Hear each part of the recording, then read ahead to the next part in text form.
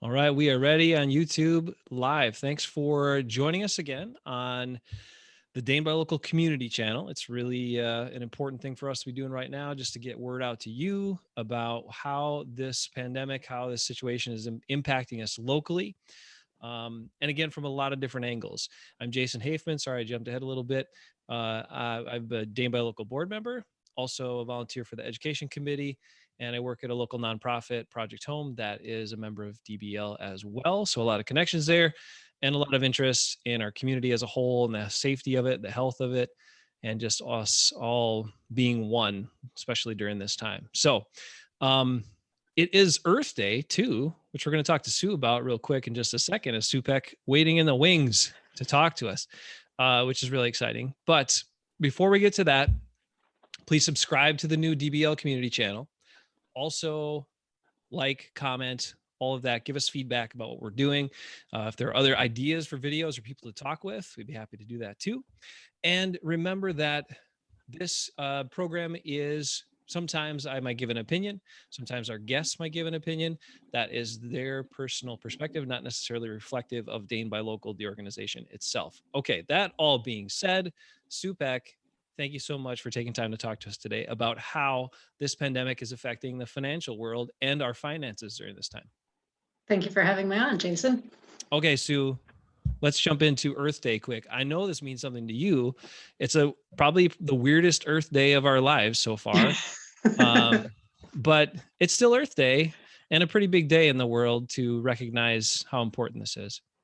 It is. It is a big day. It's one of my favorite days of the year, actually. And my husband is on the Friends Board for one of the local county parks. Ordinarily, they would be having lots of volunteer days where they bring people out to do garlic mustard pulls and things like that, do park cleanup. And of course, this year they cannot. So he and I went out on Sunday. He planted a lot of native plants and I pulled garlic mustard. And then I managed to do that around a couple of sidewalks near my house too. And I will probably go out a few more times to take care of that in the next week or so before it starts flowering. But got to do what we can to take care of the earth. Yeah, it's really interesting.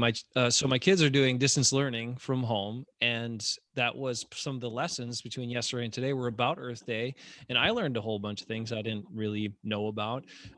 Again, of course, Gaylord Nelson, former governor, former state representative, former U.S. representative in the Senate for Wisconsin, was coined as the father of Earth Day. It was his idea. It got going. And it was 50 years ago. It was 1970 was the first official Earth Day. So this is a pretty big milestone for that effort, and also showcasing what one person who grew up in a little town in Wisconsin, how it can affect the world. Exactly. And I really wish we could have the opportunity this year to go out and really celebrate the 50th anniversary of this. I remember, so last year, my birthday fell on the polar vortex. And so I decided that I wasn't going to celebrate my birthday. I wasn't going to have a birthday until it got warmer. So perhaps we will go out sometime this summer and we will celebrate the 50th anniversary of Earth Day. All right, so let's jump into the financial aspect, because you are the owner and founder of Evolution Financial. Great person to work with, as well as we've talked to you before. I've talked to you before about a number of things and gotten your feedback. And also am a customer of yours, so I appreciate what you do for people in the community. But how difficult has this been for, just in general, people's finances and also their ability to invest right now? So I have to say, I actually have really amazing clients. So during the first really big dips that the market started taking this year, there were a couple of people who were a little nervous about things. But we've had constant communication the entire time. I have made a point to send out a lot of emails. I've made a lot of phone calls, really talked people through what's happening right now. And for the most part, my clients are pretty good with things. I mean, obviously not happy with how the market is going right now, but it is to be expected. The market has gone up for quite some time. Everybody was anticipating some sort of downturn, didn't really realize it was going to coincide with the pandemic, but this is what we have. So As far as how I'm working with my clients, it's pretty much virtual right now. Well, it is virtual right now. I'm doing phone calls, I'm doing video calls. I'm working from home. I do go into my office, a couple times a week to water the plants and check in on things and check my mail and things like that. But I'm working from home just because it is a lot easier, even though I do work alone. I can do things like touch my face here at home, then I don't have to wash my hands all the time. So, so I enjoy that aspect of it. I also have my 14-year-old dog lying at my feet right now, so that's also a wonderful aspect of it. But as far as working with clients, it is video calls, it is phone calls, it is emails, um, and just walking people through things. For the most part, it's been relatively seamless, which I love. I'm glad to hear that, your operation is still working out pretty well, and you've adjusted, and you have the financial or the capabilities technology wise to do that. I mean, a lot of probably your operation normally is through some sort of software and or managing things that way. So for you personally, that works, and it's a benefit to your clients. But with some of those clients, I wanted to see, you know, eh, we've talked about this before about creating a financial plan, and everyone that created a financial plan before all this happened, let's say they had it all set up, what should they do now? What does that look like for them moving forward? So one of the things people do need to understand when it comes to creating a financial plan is the plan is assuming that the market will not always be up. So when we do a plan, as far as what things look like going into the future, we do something it's called a Monte Carlo analysis, which takes 1,000 different iterations of what the market could do over time and gives you an idea of how your money could look 40, 50, 60 years from now. And the great part about that is that does take in mind there are going to be market downturns. So it's not just assuming, hey, it's going to be up 8% every or some other amount every single year, because we don't know what the market's going to do. So having that Monte Carlo analysis giving us kind of a, semi worst case scenario and semi best case scenario, and here's what it looks like in the middle, it takes times like this into account. It takes times like 2008 into account. So yes, it's worth revisiting the plan, but know that the plan isn't showing you a perfect scenario of how things could turn out either. Oh, that's great to know and reassuring to know. And that's why, having someone like yourself or someone that knows how to create those plans balanced wise for you can be so beneficial, especially during a time like this. Um, when we talked about the market itself, what can you tell us what you've seen the latest is? I know, I mean, every other day I look at my update and it's up, it's down, it's up, it's down. Like what's happening lately? Yeah, I've been telling people for months it's a whole lot of shrugging your shoulders and going, oh, who knew that was going to happen? Because the market does not seem to be listening to what is going on in the general economy. So it's really kind of strange when you have this day when way more than the normal amount of people apply for unemployment. And that's the biggest news of the day. And the market goes up 3%. Why did that happen? Well, the market is just doing its own thing right now, and it's confusing a lot of the experts, it's confusing a lot of the non-experts, and it's just an interesting situation. So yeah, we had record highs in February. We tumbled pretty badly in March, and we've been doing just a lot of ups and downs since then on a daily basis. It seems like whatever happened the day before, we're going to do whatever's opposite. Um, so it's a lot of volatility. It's a lot for people to be taking in as they look at it. So I honestly wouldn't recommend looking at the market every single day if you don't do this for a living, because it's not going to benefit you. It's kind of like looking at the news all the time. You look at the news all the time right now, it's really depressing. It's a lot to take in. You have so much going on in your life. You have kids that are home now that you don't usually have at home. You're at home when you're not usually at home. The last thing you need is more news just bombarding you all at the same time. So if you don't have to look at the market all the time, don't do it. It's doing its thing. When people talk about whether or not the market's going to go up at any point, I will say that history has shown us it has, not that history is always right. But one of the things that I've been telling my clients is we hit record highs in February. I highly doubt those are going to be the highest the market will ever go in our lifetime, right? The market will probably go up higher than that. So is now a good time to invest? Potentially, if you have the ability to do so. Could it go down again? Potentially. It's people talk about that all the time, that it could go down from here. We don't know. We don't know what it's going to do, but right now it's pretty much all over the place. kind of like our kind of like our lives at this point. You Indeed. mentioned you mentioned all the changes and all the disruptions. I know I watch a lot of the things you do. You're on TVW, sometimes Talk Wisconsin, sometimes Wisconsin Women, as well, just kind of giving people more input and more insight into, how to stay balanced during this time as well. It's something you always feature, like, yes, your business is financial planning, but you also talk about just people's general balance. So, give people a little bit more insight into what you're doing right now to kind of stay even keeled and stay balanced in your personal life and just life in general. So in my personal life, I have made a point of getting up at the same time. I do a little workout every single morning, um, shower, eat breakfast. Just those are the things I do every single morning. I know I have heard some of my friends joke around like, when was the last time people washed their hair? And I'm like, every morning. Just having that schedule, having that routine, I find to be so incredibly beneficial. So then I'll work for about an hour and a half. And then I'm a part of an organization called the XY Planning Network. And one of the things that they decided to do for all of us members as all of this started was they're doing a guided meditation at 9:45 every morning.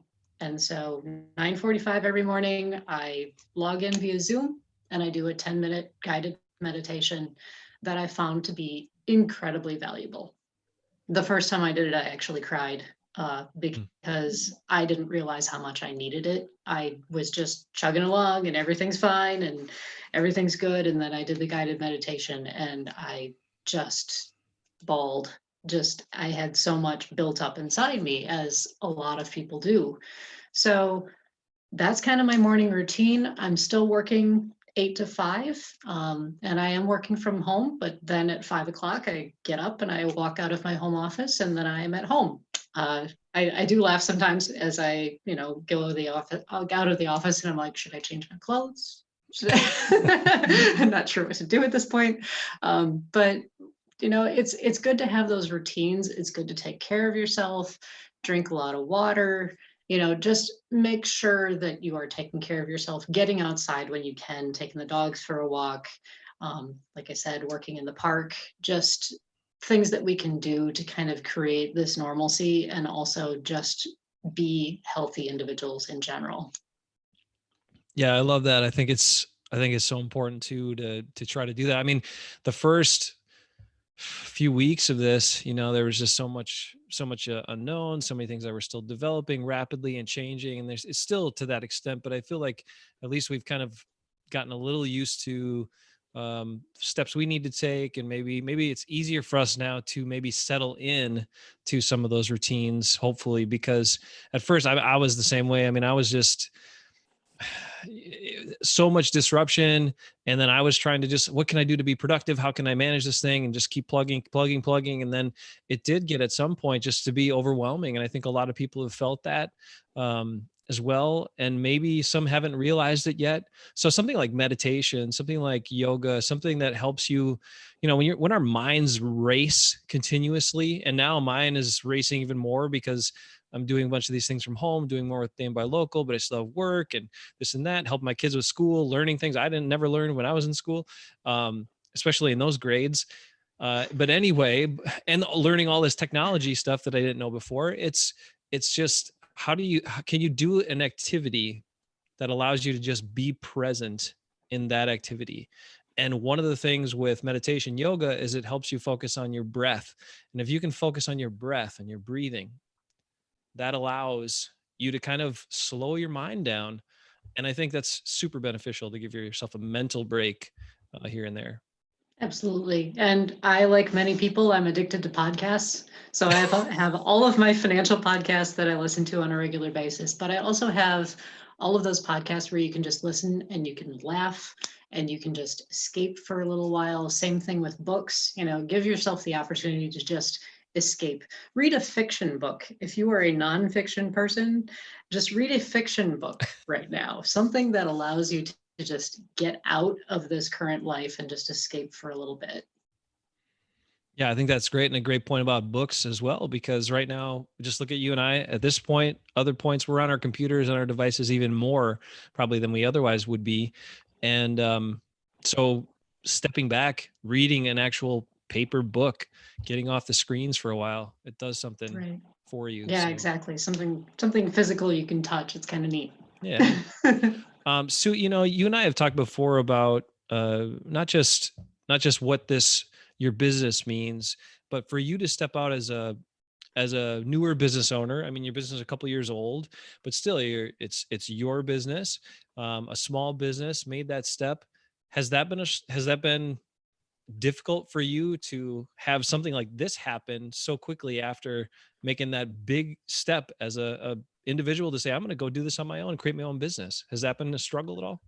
Yeah, it's kind of funny. I count myself as really lucky at this point where I'm at with my business, in the fact that my business is doing well. So that's one thing.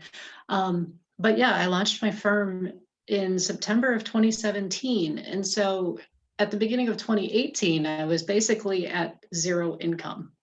And I had saved up a lot of money before I left my last firm, so I could, have some money to kind of go through while I got the business up and running.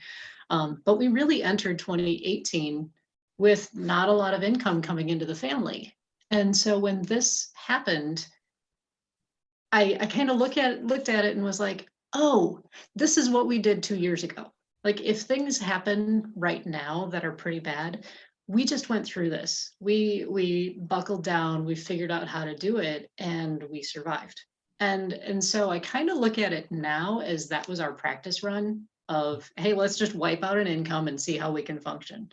And now, thankfully, my husband and I are not at a point where we're wiping out our income completely. But we're still kind of looking at it as saying, okay, so what if that happens? How do we need to live? How can we survive? And the stress levels are so much lower now because we know that we just went through this in 2018. Did we want to go through it again? Absolutely not. No. Nobody wanted to go through this. But we do feel good knowing that we just had a practice run, and we're feeling pretty good going into this year saying, hey, we did it a couple years ago. We can do it again if we have to. We're going to be okay. That's great perspective on this. And I know you said, I mean, I did an interview with you for a podcast a couple of years ago when your business was very new, and you talked about how you even got into financial planning in the first place. And for you, it wasn't about, hey, I want to be into investing and things like that. You went through a whole situation, and I don't know if you could share that again with the people watching this, but tell them how you got into this, why you got into this in the first place, and how really for you it was more about getting in a stable financial place and learning how to budget and manage things versus just how to make money. Right. I'll give the kind of Cliff Notes version, not the Go ahead. long Yeah. version that I gave on yours. um, but yeah, back in my 20s, like many people, I had made a lot of mistakes and I had racked up a whole lot of credit card debt. And I finally got to a point where I was kind of hitting my rock bottom with economy bottoming out and me losing my job and me having all of this credit card debt, that I just kind of said, I've got to fix this. And so I looked at what I was spending. I looked at how I could save money. I started paying every dime that I had to the credit card company to pay all of that off. Um, and in the whole process, I realized that it was helping me learn how to manage money a whole lot better.